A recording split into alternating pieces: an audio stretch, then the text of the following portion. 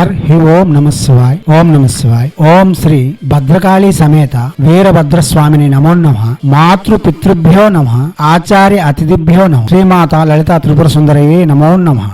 శివశక్తి స్వరూపులారా, మనం చాలా విషయాల్లో చాలా మంత్రతంత్రాలు యోగములు చెప్పుకుంటూ వస్తున్నాం. దానిలో భాగంగా ఇప్పుడు మోహిని మంత్రం గురించి చెప్పుకుందాం. ఈ మోహిని మంత్రం ప్రసన్నత చేకూర్చగలదు, సకల మోహములను తీర్చే దాహ ఆర్తిని తీర్చగల మహత్తరమైన మహాశక్తి. ఈమె విష్ణు యొక్క మోహిని అవతారం కాదు, పిశాచ గణము యందు వెలిచి ఉన్న మోహిని. ఈమె యొక్క మంత్రం చేయడం వలన సకల జనులను మోహింపజేయగలదు, ఆకర్షింపజేయగలదు. కళారంగంలో ఉండేవారికి, కళాకారులకు ఈ మంత్రము చాలా వరకు ఉపకరిస్తుంది. రాజకీయ నాయకులకు, ప్రపంచమును వశం చేసుకోవాలనుకునే వాళ్ళకి ఈ మంత్రం చాలా వరకు ఉపకరిస్తుంది. ఈ మంత్రము ప్రత్యక్షంగా 1,00,000 జపము 22 రోజుల్లాగా పూర్తి చేసి మంగళవారం గాని శుక్రవారం గాని ఆరంభించి ఉత్తర అభిముఖంగా ఎర్రని వస్త్రములతో మంత్ర జపం చేయవలసి ఉంటుంది. రక్తచందనమాల శ్రేయోదాయకము. ఈ మంత్రముతో మీరు మోహినిని ప్రసన్నం చేసుకుని సర్వత్ర విజయములు పొందాలి అనుకున్నప్పుడు, లేక కోరుకున్న స్త్రీలో తేజము పెంచి ఈ జీవితంలోనే సకల భోగములను భోగించేందుకు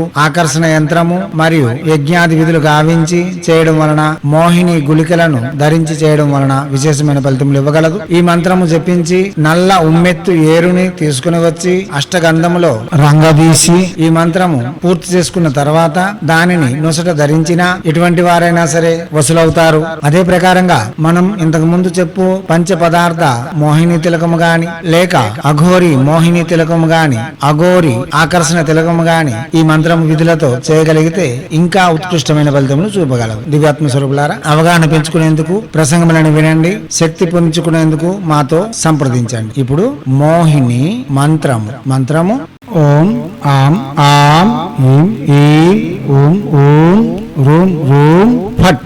మంత్రం మరోసారి ఓం ఆం ఆం ఈం ఈం ఓం ఓం రూం రూం ఫట్. మంత్రం మరోసారి ఓం ఆం ఆం ఈం ఈం ఓం ఓం రూం రూం ఫట్.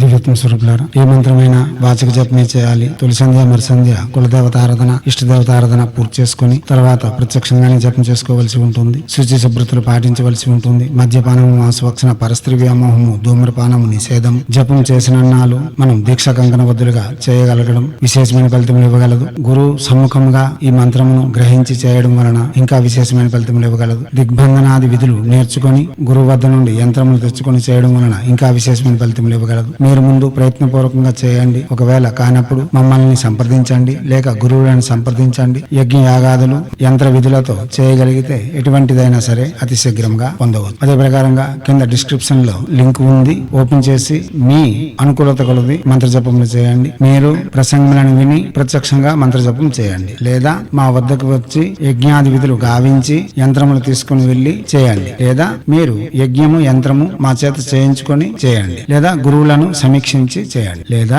మంత్ర విధులను సున్నంగా నేర్చుకొని పట్టికలా అమర్చుకొని ప్రత్యక్షంగానే జపం చేయండి. చేస్తే ఫలితం పొంది ఎనలేని ఆనందములతో ఐశ్వర్యయుక్తమైన, భోగయుక్తమైన, ఆనందకరమైన సమాజంలో గౌరవప్రదమైన జీవితం గడపాలని హైందవ సనాతన ధర్మ ఋషులు మనకు అందించిన విద్యలు వినియోగించుకొని భారతీయ సంస్కృతి సాంప్రదాయాలు కాపాడుతూ మన ఆచారాలలోను పర్వదినాలలోను దాగి ఉన్న మర్మ రహస్యాలను, విజ్ఞానమును ప్రపంచానికి వెలుగెత్తి చాటేందుకు మీ వంతుగా కృషి చేయాలని కోరుతూ ఎప్పుడు మీ సేవలు. रत्नश्री हिंदू सेवा समाज आचार्य भीम सिंह रघुमार और निखिलानंद सागर महाराज।